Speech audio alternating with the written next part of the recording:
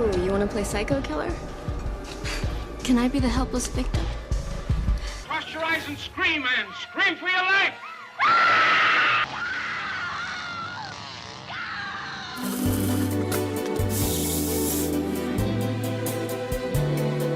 What am I going to get to meet this guy? Didn't work out with Ryan, but there's this new guy I'm talking to. I love you. I know this might seem forward, but if you'd care to join me for a home-cooked meal. Do I look like me? So today I'm interviewing Danishka Esterhazy. She is the director of Match, and Match was written by Al Kaplan and John Kaplan. The log line is after Paola is matched with a handsome online suitor, she arrives for a first date to discover a house full of dark and terrifying secrets. So looking through your IMDb, I saw that you are a very well-established indie horror director and director of TV series as well. How do you choose the projects you take on?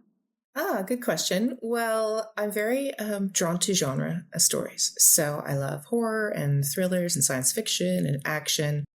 That's what makes me happy. And then secondly, I'm usually looking for female-driven stories.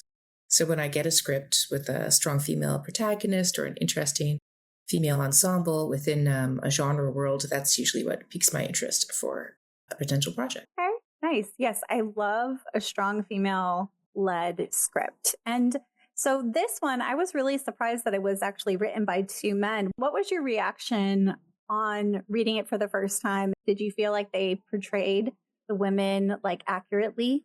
Yeah, well, John and Al Kaplan, the Kaplan brothers, are fantastic writers. And I was really impressed with the script as soon as I got it. And I thought it was really interesting. But, I did get a caveat from my producer at Tubi who said, I'm going to send you the script and it's really good and I think you'll like it. But, there are themes of sexual abuse, which, is, a hot topic that, he knows I'm concerned about and he was concerned about. We wouldn't want to do a project like that unless it was done properly. So I said, okay, that, it's good to know. Let me read it and, let me form my own opinion. And yeah, it has really dark topics, but I didn't find it exploitive. I found it really nuanced. And I thought it was a really interesting portrayal of abuse and potential abuse and psychological abuse, emotional abuse. I thought the characters were very dark, but very intriguing. And it was a world I was really interested in exploring as a storyteller.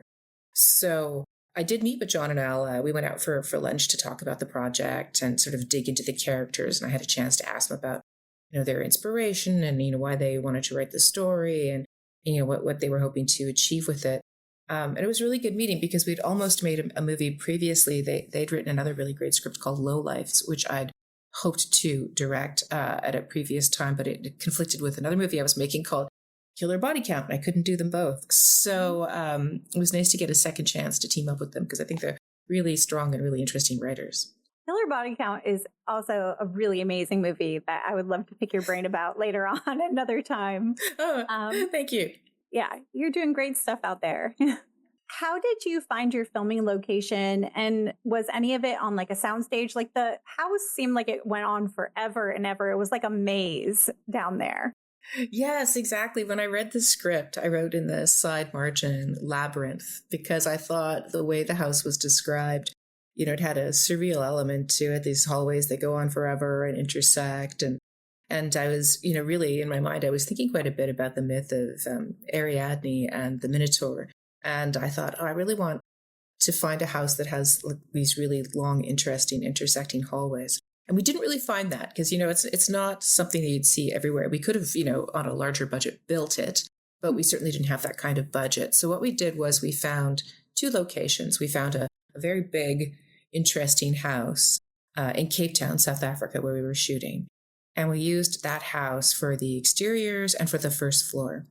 And then for the second floor, we actually found a boarding school that would let us, it was out for the summer, the students weren't there, and they would let us completely dress one of the wings of the school. And it had these 4, intersecting hallways and lots of small rooms off of each hallway. And so they let us really transform it. Carrie Von Dillefield, my production designer, did such an incredible job because it looked like just a very, institutional school hallway, but, he added carpet and old wallpaper, and he aged it, and then he added light fixtures, and then we added the, Lucille's furniture, and in the end, we got this spooky Lucille's house out of these 2 locations. You guys did a really good job making it look like just this really dated, not kept up home that was kind of just like a hidden layer, like all the dirty secrets were being kept. And yeah, I really enjoyed the aesthetic of everything. It was just so dirty and gritty. Like it made you feel dirty. Yeah, I loved what Carrie did with the sets. I thought they were so disturbing. He's really an amazing production designer. And, it all came from character, because obviously the things Lucille is going through, she's not completely sane. There's obviously issues of mental distress and mental illness. And then, in the backstory, generational abuse and mental illness. So the house had to reflect the people who are living in it, and, the kind of inside their mind is what we're seeing, in these rooms and in these walls. Yeah, I completely got that. So this is a Tubi original. What was it like working with them and getting this project off the ground? Oh, it was really great. It was my second Tubi movie after Killer Body Count, which had been my first Tubi movie. But my executive at Tubi is an amazing creative producer I've worked with on many projects, Josh Van Hoot. And he's just an incredible guy, and also an incredible champion of women directors. And he's given me so many amazing projects over the years. So I'm always really happy to work with him. And I just wrapped another movie for him for Tubi that's going to come out later called Remember Me. So I had a great experience on this. The really amazing thing about Tubi is they're really supportive of their creatives. They give you a lot of creative space to explore. They let you make big swings. They do what they can to support your vision. And for Match, when I got the script, I said, okay, this is a very, very dark and disturbing story. And the only way to do it is to really lean into it and actually really deliver what's on the page. Like, not to whip out, like we have to go to those dark places. We have to do these graphic scenes. Is everybody cool with that? And Tubi said, absolutely. We know this is going to be a higher, R rating. We know this is going to be, really challenging material. And they just let me go for it. Yeah. I mean, especially we see a penis. And so, which, I appreciate the fact that like the men were more objectified in this film than the women, while they were being used as like a incubator of sorts. We didn't see any nudity when it came to the female characters, and we didn't actually see any physical assault happening. So I appreciated that. It was all very insinuated. And even when we saw the deformed penis, the defunct penis, it's not sexualized. No, it's honestly, it's mostly for comic relief, our massive prosthetic penis. And, huge kudos to my prosthetic team at Dreamsmith, Jacques Steinman, for designing it, and to my amazing actor, Jacques Andreas, for performing, as Henry, and for wearing that massive prosthetic with a great sense of humor. My argument is always that we need to see way more penis in movies and television, because it's still such a taboo. Female nudity has been in our face for decades in cinema and television. You can't get away from female nudity. And in horror, we've seen more than our share of it. And yet we're still so weird about the male body, and we're still so shy or afraid of showing the male body. So I just feel like that's a taboo that we really have to tackle. There are a few movies I've seen recently that have actually been tackling this and like showing more like male genitalia along with women genitalia too. But it's like, it's becoming like an equal, like fair playground. Like, you know what? If you're going to show the woman, show the man too. It's fine. Show it. Exactly. But make it equal. Totally. Yeah. That's what I'm always saying when I get scripts. I'm like, hey, I'm not against, nudity or sex, or definitely not opposed to violence. But, it has to be even, and it has to be fair, or it has to be righting a historical wrong. So it has to be one of those things. Yes, I agree with that. So the real Henry was wearing rubber prosthetics that make up for his hunchback, and I'm sure a lot of his face. And what was that process like? How long did it take to get that on? Yeah, it was a really big monster design. And I knew right away from the first time I read the script that designing the monster was going to be a very, very big deal, that we'd, have to put a lot of creativity into it. And also our scheduling would really be dependent on it. So when we first had our original designs from Dreamsmith, we thought the Henry application was going to take about 6 hours each day, which meant that we'd really only have, time to shoot with our Henry character for half the day. That he'd spend the whole morning in makeup, and then we'd have lunch, and then we'd get a few hours to shoot with him before we'd have to wrap. And that was a very challenging schedule because he's in a lot of scenes. We kind of prepared for that as the worst case scenario. But after a bunch of tests and a few days of shooting, the amazing prosthetics team on set got the application down to about 3.5 hours. So still a really long pre-call for our actor and for our prosthetic artists.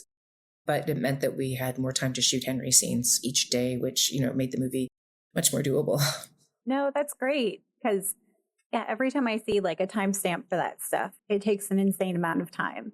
It really does. And it's hard to wear those costumes. They're really hot. Our locations were quite warm inside. It was very hot in Cape Town while we were shooting, and, covered in latex and silicone and stuff like that, the actor's skin can't breathe. So it's like being in a hot house, your personal greenhouse that's just like you're carrying around on your body. So one of the things the prosthetic team did to help was they brought in like a personal air conditioner vest that goes under the prosthetic. Nice. It's just like all this webbing with all these cooling tubes. And there's a vent at the back. And whenever we weren't rolling, they would just plug that personal air conditioner into a compressor unit, and it would blow cold air through the costume. It's still an uncomfortable day, but I think it made the day a little nicer. Yeah, that's amazing. That is something that Boris Karloff did not get when he was in his prosthetics. It's a newer invention and a very good one. The things that actors and actresses have been put through for some of these roles, I'm like, it's a tough life. Yeah, actors, they go through a lot. I have so much respect for what they do, and their job is very hard. And also, to be able to do it, like Jacques, who played Henry, is such a lovely actor, a really intelligent actor, really sensitive actor, but also just has a really great attitude on set. So even though we're bringing him in really early and putting him in this heavy, hot costume, he was always just, so positive on set, and such a good scene partner, working with the rest of the cast, and always brought really great positive energy too. So that was really nice. He did such a good job playing Henry. He did a really good job just like portraying someone who had kind of some deficits going on, but had this inner turmoil and like not understanding exactly what was going on. Like just portraying that character, that would be very hard to do. How did you prepare for that role? It's really hard, especially when you don't have much dialogue at all. So, all of your acting is physicality, and so much of your physicality is restricted or hidden by the prosthetics. Like, it's very, very challenging. And there's not a lot of actors who could do that. It's very nuanced and very psychological. So, we looked at a lot of actors, and I had them do a bunch of weird scenes from different horror movies that were very physical. I had them do scenes from like The Elephant Man and things like that, opportunities to try different kinds of physicality. And Jacques just, found a way, just in his body movement and his eyes to convey what was going on in his mind. And he had a lot going on in his mind because he did a lot of work on the character.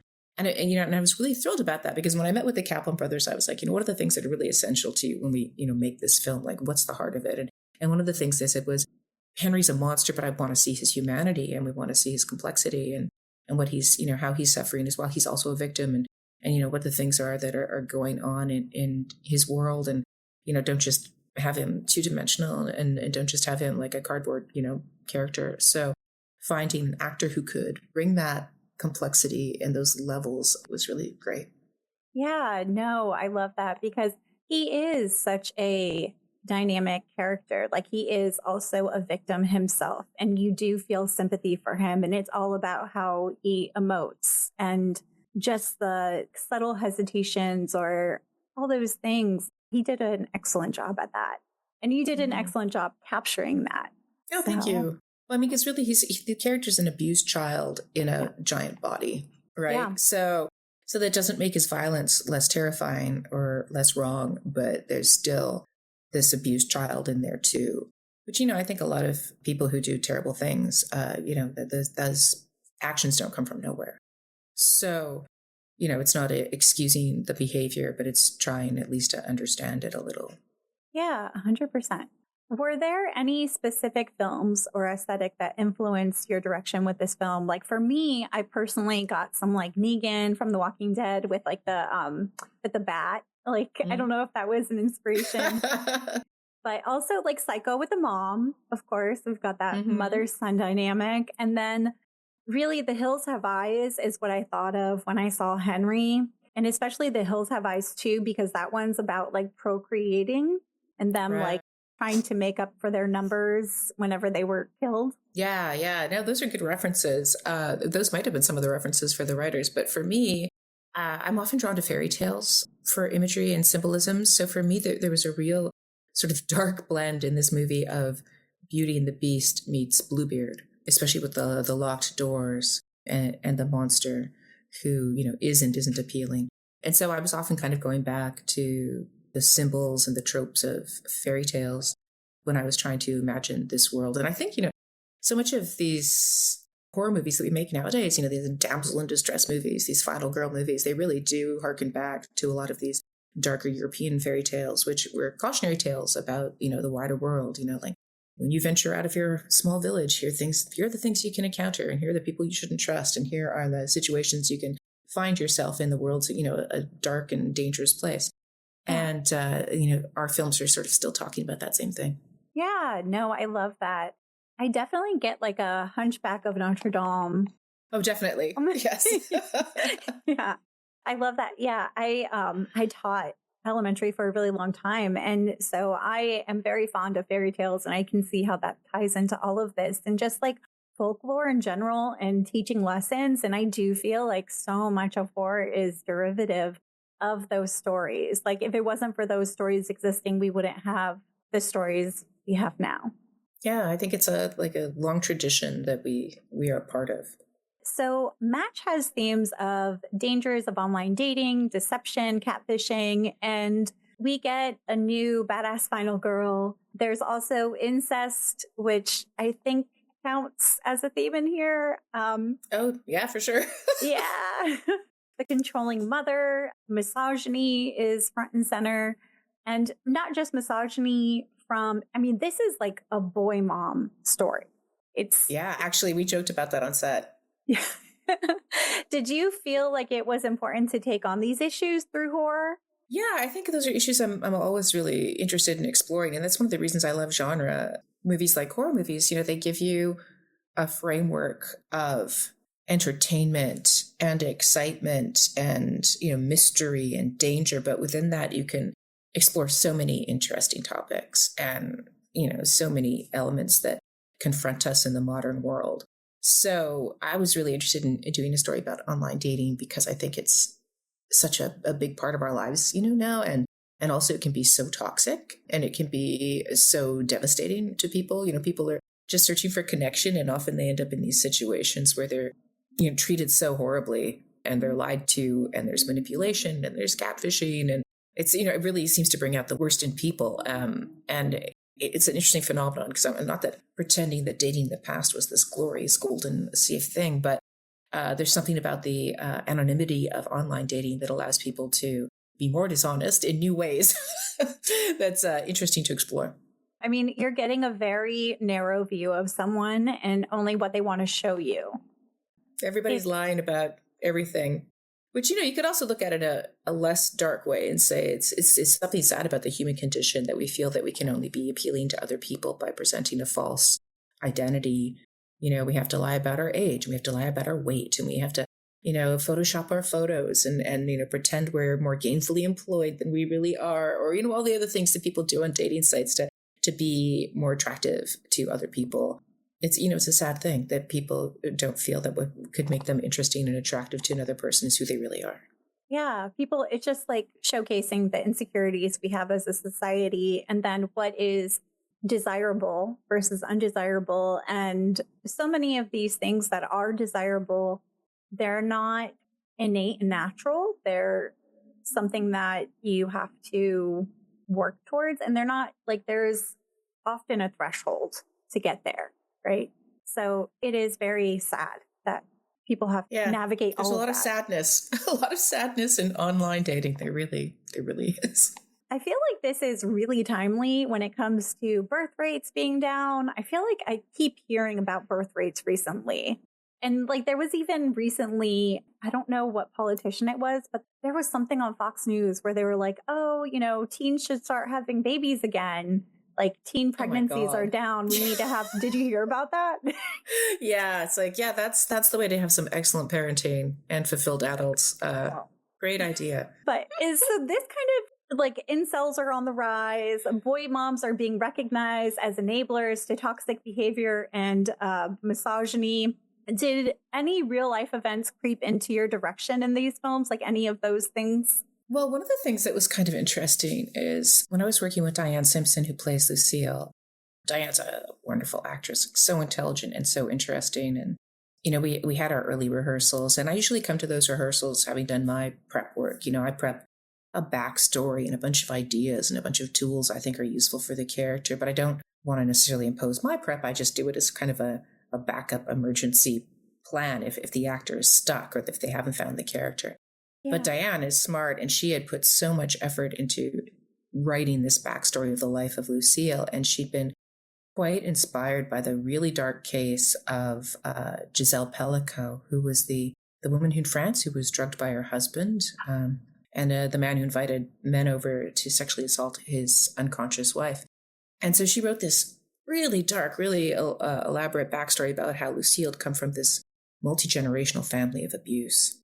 And she'd grown up in these horrible conditions, and then she'd tried to escape that life by marrying this man, and he turned out to be this kind of Dominique Pellico kind of character. The abuse, which she hadn't been expecting, was even more horrible, and how this experience with her husband had kind of broken her and created the woman that she is today. So she was pulling like directly from, ripped from the headlines to find her motivation for, something that could have happened for her. And she was saying that, these drugs that her husband had given her is one of the reasons that her children had come out with deformities, because, she hadn't chosen to be under these drugs, but she was getting pregnant while she was, being abused with these drugs. And I thought, wow, that's so fascinating. And I don't know if that's probably not what, the Kaplan brothers had imagined, and it wasn't what I imagined, but I was like, it's such a dark and interesting choice. And I loved that she'd found something so concrete. And it's why she's, I think, so compelling in this movie, because she knows exactly where this character is coming from. And even though she does truly horrible things that, are unforgivable, they're coming from a place of pain, which makes her performance so much more riveting.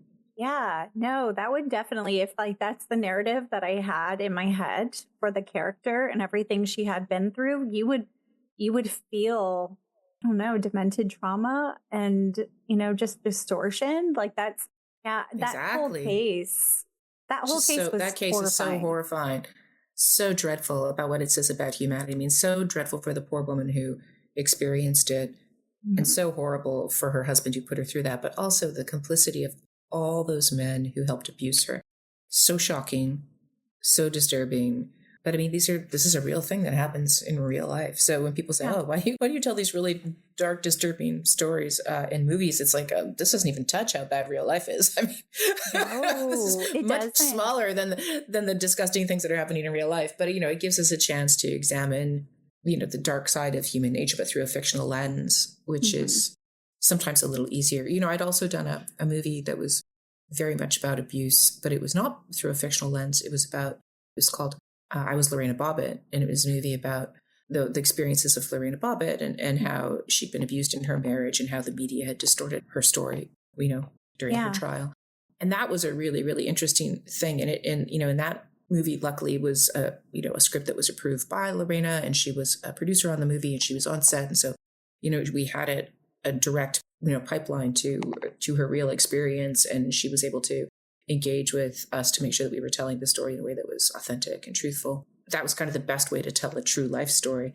But telling a fictional story with similar themes is really not less distressing for the actors and the crew, when you're doing dark scenes of abuse and assault. And it was really, really important that we had great intimacy coordinators who were on the project from the very beginning, so that the actors and the intimacy coordinators could meet and talk, whenever they needed to. And then I could meet and talk with them. We could talk as a group.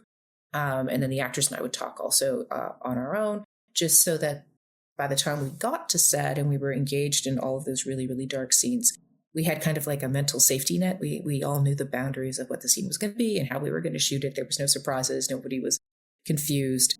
And I think that allowed us to go to these really dark places, but, come out on the other side with our sanity. So online dating is terrifying. And I feel like AI is only making it worse.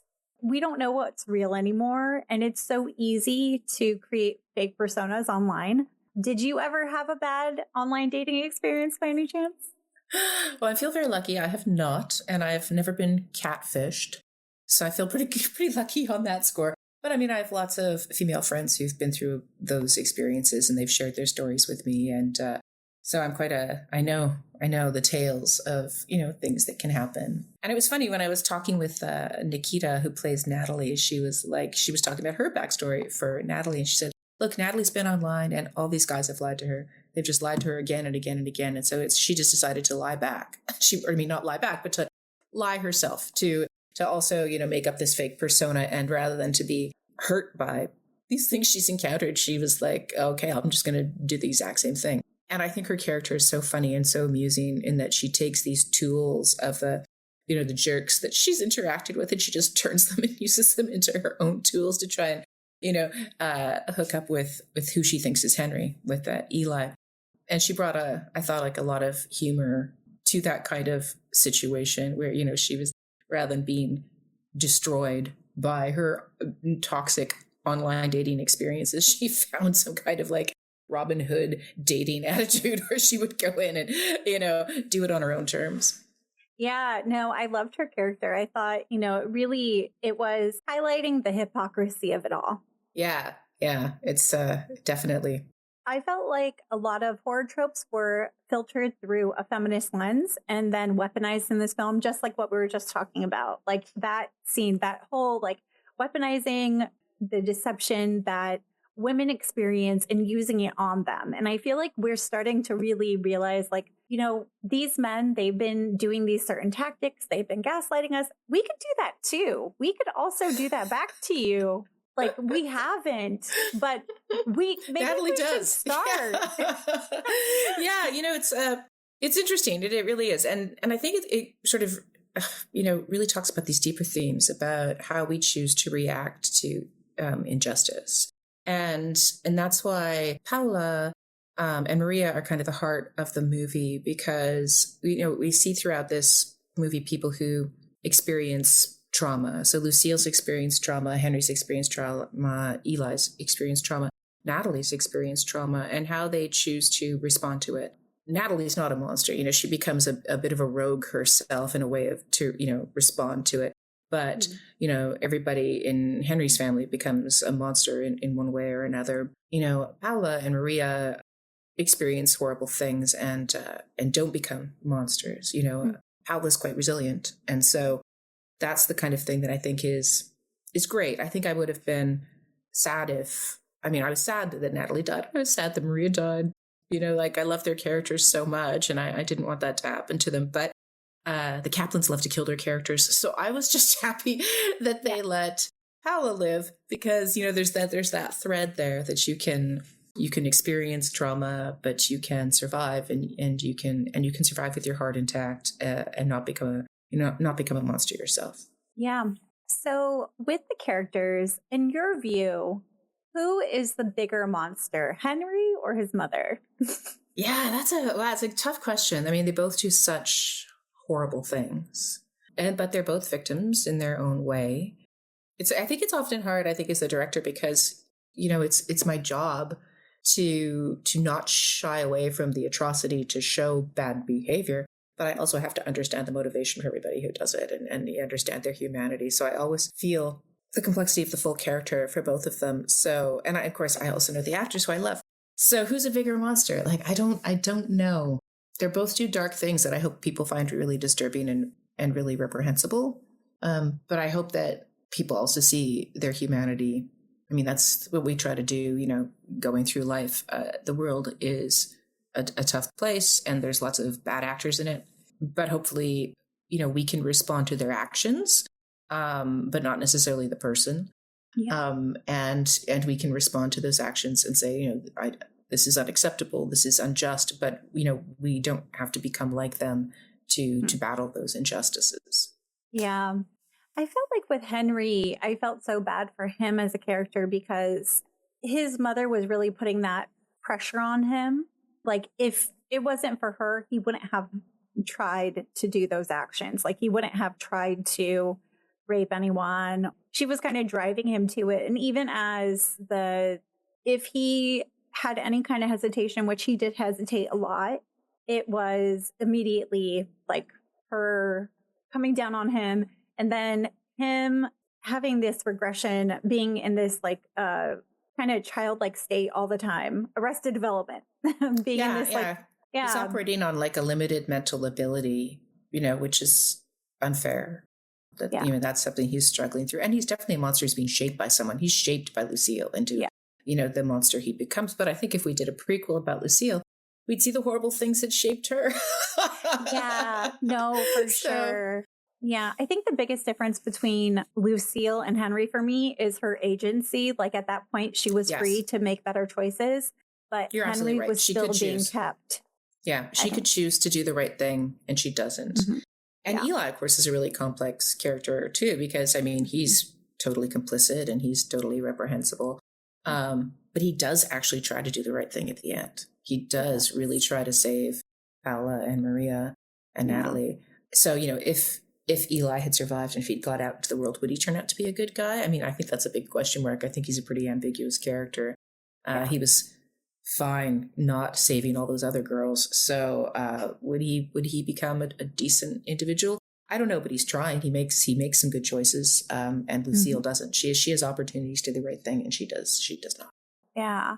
She goes right back to it with the next person, like not even knowing like who if the first victim was gone. Like, okay, well, we're going to try again. I've got another one. And there's like a mania for violence with her, right? So even though she's, saying that she has this purpose, she wants a grandchild and that's what's driving her, which in her own mind could maybe be a selfless thing or a thing to make sure that, Henry and Eli aren't left alone because there'll be a next generation, to help them or whatever. But yet she's just so quick to resort to murder. And there's clearly some other element driving her towards this, manic violence. Mm-hmm. Yeah, for sure. So there's also a theme of bodily autonomy, and women are being used as like incubator for a baby, which is very dehumanizing. The very thing Henry experiences for his outward appearance, like he's also dehumanized. What core message about consent and autonomy did you intend? Yeah, well, I think consent and autonomy are the things that we're finally talking about in this age. We have hundreds, thousands of years of human history where there was no discussion of consent or autonomy.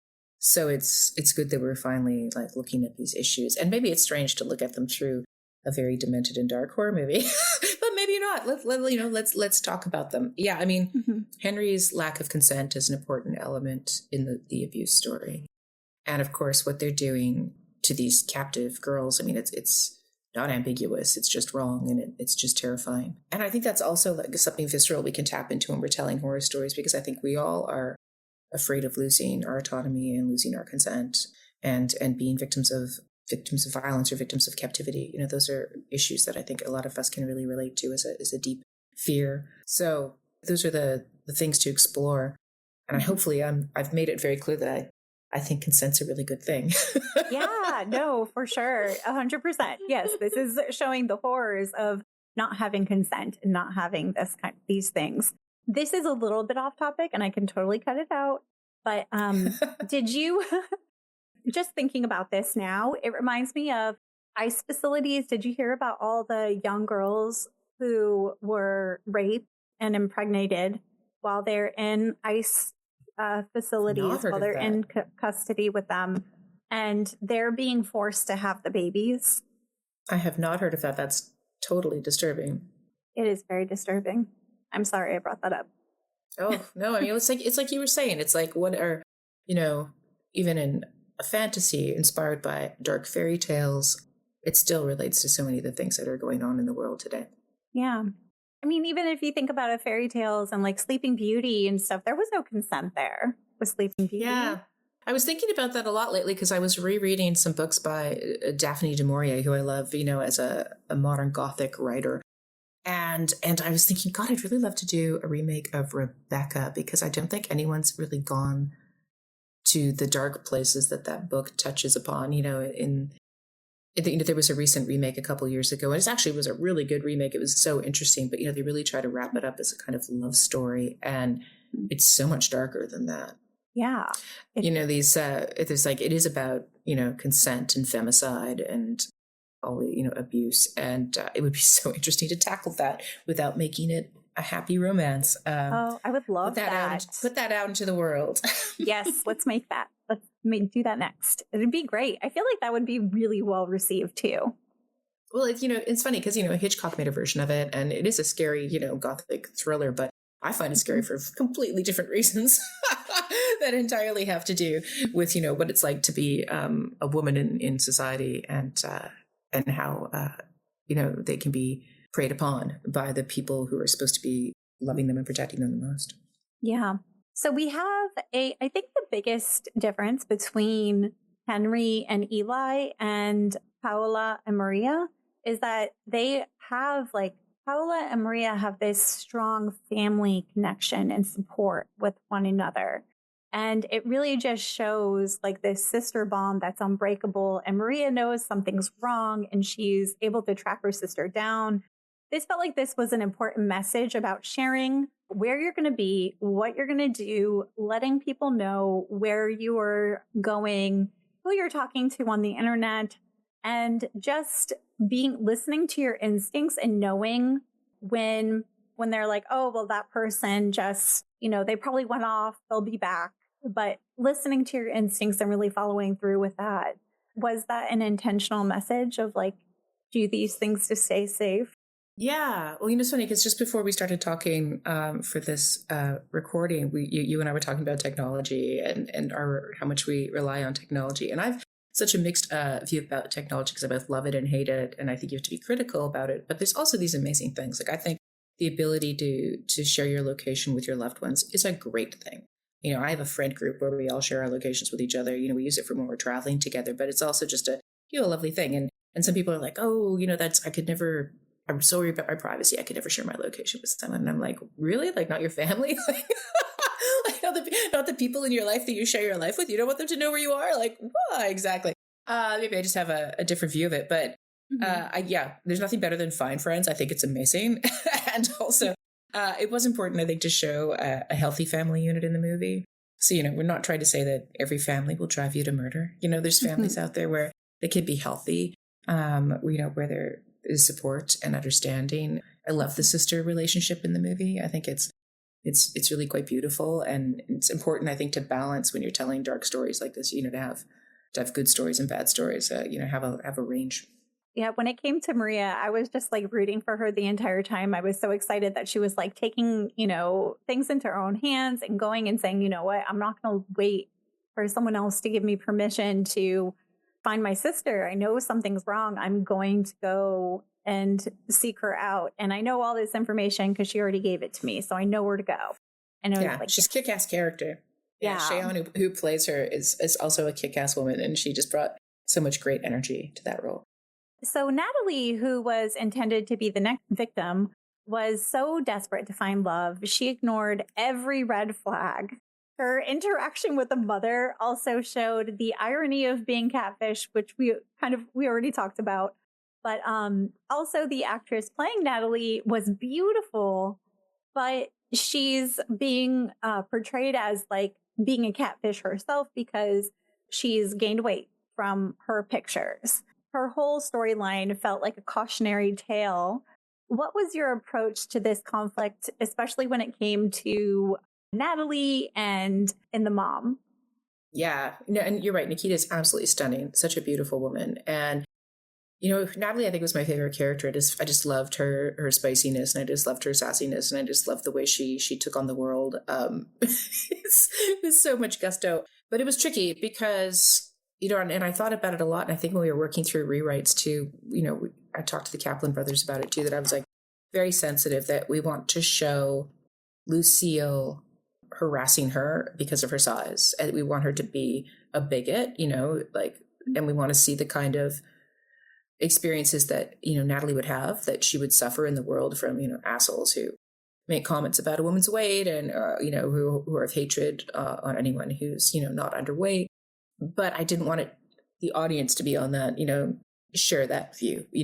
That scene where in the kitchen where Lucille is so horrible is entirely meant to be a reflection on Lucille's problems. That she is so wound up in like weird, truly distorted patriarchy that, she believes in all these, she's bought into all these concepts of what makes a perfect woman and what a woman should be when she's trying to find a partner for her son. And they're just wrong and they're ridiculous. So I think it helps that, Nikita brought so much feistiness to those scenes. She's hearing really shitty things, but it's not like the first time she's heard them. Mm-hmm. And, they don't break her heart. She's like, whatever. And, and I don't even see her as being really particularly desperate for Henry. I feel like she's reckless because she's playing this game, and Eli, who's pretending to be Henry, is very beautiful. He's a very attractive young man. Yeah. And she's there to get that guy. And she is willing to put up with the worst kind of, experience with his mother. She can be, insulted.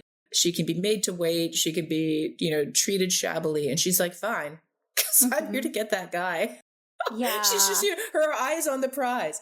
It's unfortunate. She should have been aware of those red flags, but she's such an adventurer, really. I think she's out there, playing the online dating and putting the notches in her bedpost and having the time of her life. So she's really, in a way, kind of immune to Lucille's nastiness. Mm-hmm. Oh, yeah. She's a very empowering character. She embraces herself. And it's just so ironic that, Lucille is so judgmental of Natalie whenever, your son Henry is literally deformed. You have to catfish women to, get in with the other son. But the other son is also, has defunct issues as well. And the things the things Lucille does also, Lucille's constantly coughing up phlegm into her gross bloody semen covered handkerchief, and the things she does are so revolting. It's funny. Dianne, who plays Lucille, we really deglammed her in a big way to make her look like Lucille, and she was doing a podcast or a video interview the other day. I saw it, and she was like, I was so happy to see the movie, but I had no idea how bad I looked. And it was like, yeah, sorry, Dianne, you're a beautiful woman, and we really made you look scary as hell. But she's such a sweetheart for going all the way and committing to that character. Some of the Tubi movies, you're like, oh, that's definitely a Tubi movie. I feel like this is not one of those movies. I feel like this one really set the bar higher for other future Tubi movies. It's this is where you need to be. Well, we don't have a big budget on these movies. None of us do. And it's just trying to do your absolute best and be the most creative you can with the resources that you have.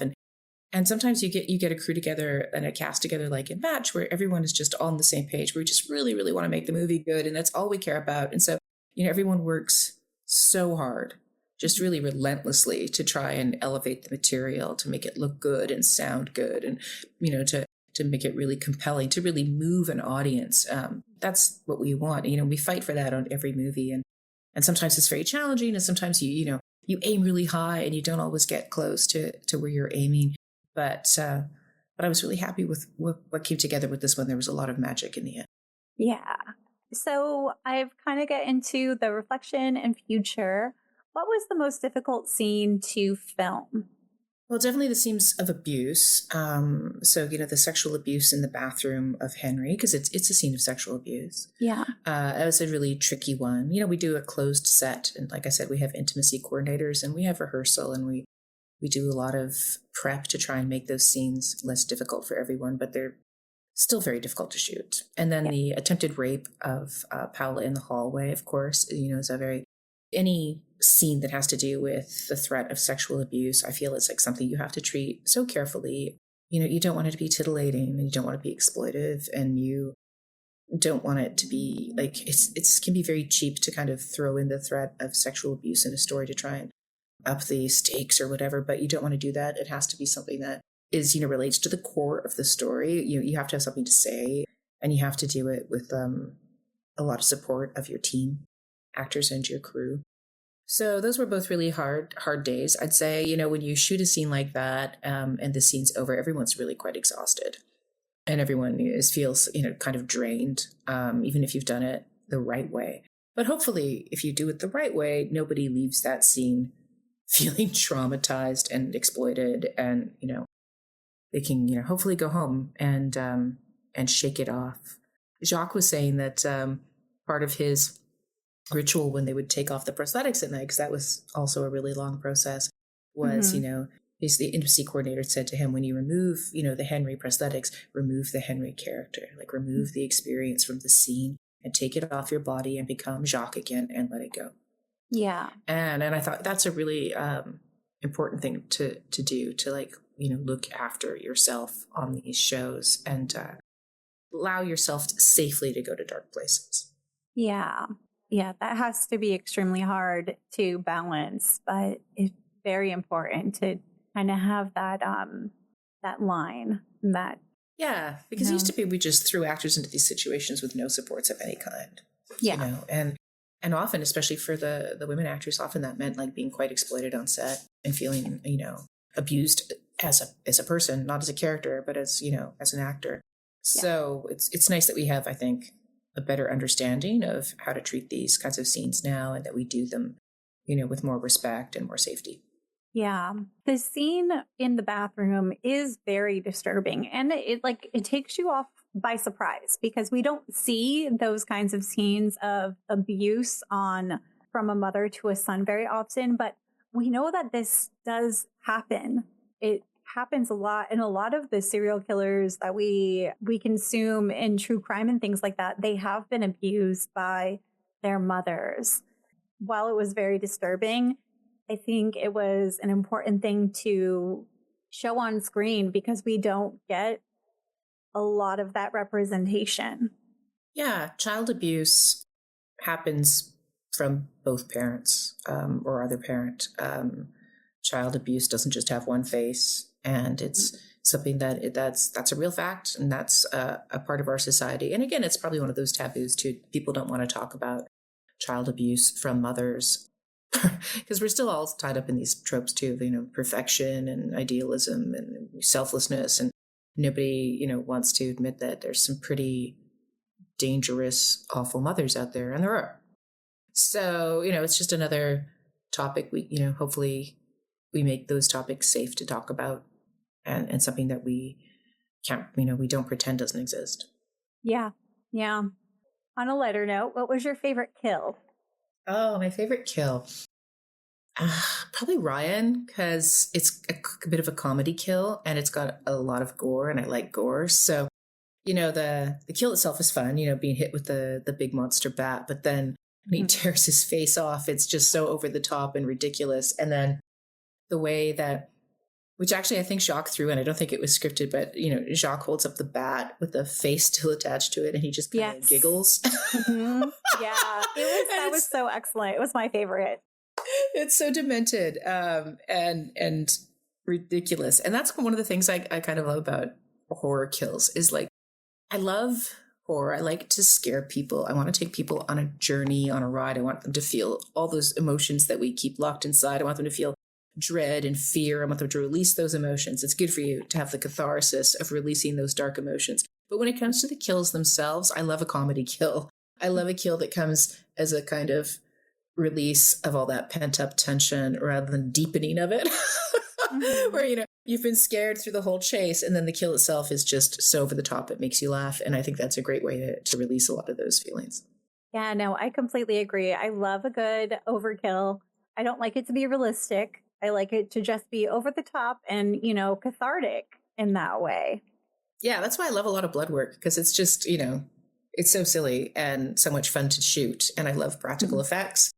I love, planning a good kill sequence. There's the puzzle of putting it all together and making sure you have all the right pieces to make it, feel believable enough to for the audience to enjoy it. Those are the really fun challenges of being a director. What conversations do you hope audiences will walk away with after watching this film? I mean, it's not a film for everyone, I should say, first of all. Like, I know some of the subject matter could be triggering for some people, people who are recovering, who've been victims of abuse. This might not be the film for them. For people who want to, kind of look at those topics of, how we treat children and how we treat women and how the pressure we put on people in terms of dating and breeding and family, expectations, people who are interested in examining those themes through a dark lens, I think would enjoy the movie. And I do hope that because of Humberly's amazing work, in her portrayal of Paola, that they'll be inspired by Paola's journey, by her tenacity and her resilience, and that the fact that she can be thrown into this truly horrific situation, but she can survive. People will find uplifting and empowering in a way. Yeah, I think that there is some things where, it's disappointing that Maria doesn't survive. And, there's definitely some things I'm like, oh, I know. I wanted to make it. But, yeah. But it's how we pull on the heartstrings, making people sad about the deaths. Yeah. But I mean, that's good storytelling, right? Because we can't always have the fairy tale ending. But with Paola, we do get her being able to move forward with her life after this incident. And, I think that is an important message as well. And she's still quite traumatized at the end. I mean, I think there's more of her story going forward and there's more healing that needs to take place, but she survives, and she survives due to her own energy, her own tenacity. She's a tough character, and I really love that character, and she's quite great. So, I guess that's Mitch. So you already have a project that you just wrapped up with. So this is a Christopher Pike adaptation.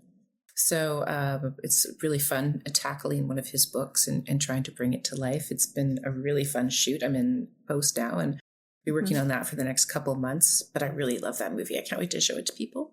And then next, I really love historical drama, and I'd really like to do historical drama horror. I haven't had the chance to do that, and I really want to. So I'm looking for the right kind of script in that tone, and I might just write one myself because I think it would combine two of my great loves, historical drama and horror. Yeah, you could do so much with that, especially when we see things like The Ugly Stepsister, which is a historical drama, and it's horror. And I think like with that lens, I think there's definitely so much to explore that has not been even touched, not even a little bit. Yeah, it would be so fun. So yeah, hopefully I can manifest that. Yeah. Well, I'm putting it out there for you. I'm helping you manifest it whatever way I can. Is there anything you would have done differently pre or post production? Well, I would have loved to have had a much bigger budget. We made it work, but oh my God, it would have been nice to have more days. It was a tough shoot getting, because, the long prosthetic applications and the difficult scenes. The days were really hard, making sure we got all the shots we needed, that we got all the scenes in the can. It would have been nice to have more days and more time. But I guess I feel that on every movie, no matter how many days you get. I always want more time. How would I have done things differently in prep or post? I'm not sure on this one. I feel like we put together an incredible team. And at the end, we were all really proud of what we did. We all still stay in touch. I still talk to my match people all the time, and they're also fabulous.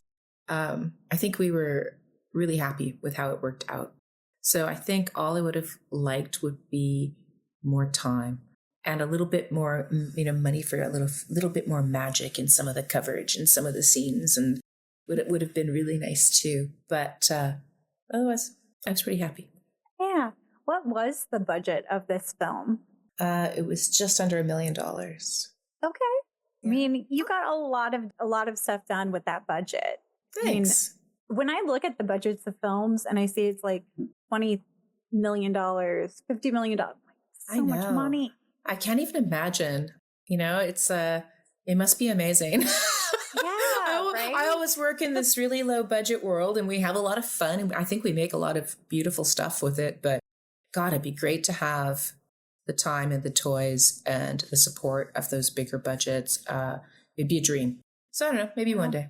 Yeah, and I think people need to go into this movie too, like realizing that it's not the same type of budget as like Sinners or, you know. Oh God, that's a great movie. Yeah, wow, it's such a great movie. And like I know Weapons was like a crazy amount, like at least 10 million at minimum. That's also a really great movie. Yeah, I mean, they're all really great movies, but I feel like we put those at like the top tier. And then when we look at indie horror, we are also comparing to that. And it's like you're comparing apples and oranges. Like there's no comparison to a budget like that. No, it's a very different experience, and you have to be super creative, and you have to plan incredibly carefully to get a great day together and get really good scenes, because it doesn't happen easily. It's you can't be laissez-faire about it. You have to be really, really organized on these lower budget movies. But yeah, you know, and sometimes it's funny because, you know, I went to film school and I read about, you know, the film greats, and you know, it's like I love The Shining. You know, I've seen it a million times, and you read about The Shining, and it's like they shot for 4 months and they built every interior, you know, and it's like, wow, that must be really nice. Like, I can't even imagine. Not in this economy, not anymore. Yeah, it must have been pretty amazing. I wish that was still obtainable. Well, thank you so much for chatting with me. That was pretty much it for my questions. Is there anything you want the listeners to know before I let you go? Oh, no, I just want to thank you for the chat and say I love what you're doing, promoting the work of women in horror. I think it's so great to see you championing. There's so many really exceptional, amazing films out there by women directors in the horror space. And a lot of people don't know that. A lot of people haven't seen those movies, and they should. They're really, really good. So really glad you're, you know, putting a spotlight on them. Thank you. Yeah. I feel like we get so much, like, whenever we talk about women in horror, we are laser focused on like the final girl or the characters. And so many of those are actually written by men, directed by men. It's like, let's support the women, like the actual women. Yeah, maybe we could tell the stories too. Wouldn't that be great? Yeah. Go support them, please. All right. Well, I hope you have a great rest of your night, and I cannot wait to see your newest film. What was the name of it again? It's called Remember Me. Remember Me. Okay. I'll remember that one. Perfect. Okay. Well, thank you for a wonderful chat. Yes. All right. Bye. Bye. He has his papa's eyes. Paola's in trouble. She was supposed to meet a guy and she never came home.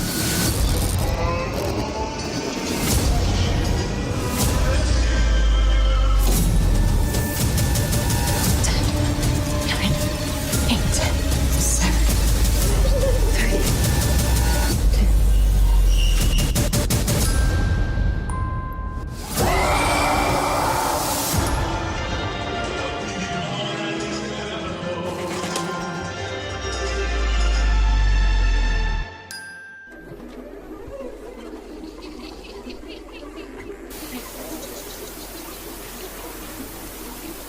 2.